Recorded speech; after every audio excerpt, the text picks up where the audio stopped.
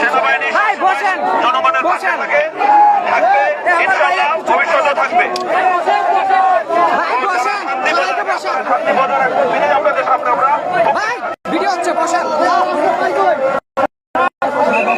আমরা কি আপনাদের পাশে আছে? তাহলে আমাদের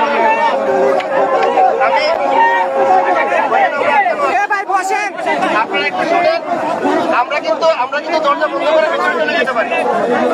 আমরা ভিতরে চলে যেতে পারি না, আমরা কিন্তু আপনাদের জন্য আছি। আপনারা যদি কথা না শুনেন আমাদেরকে কিন্তু কঠিন হইতে হবে। আমি কিন্তু তখন কে ভালো দেখার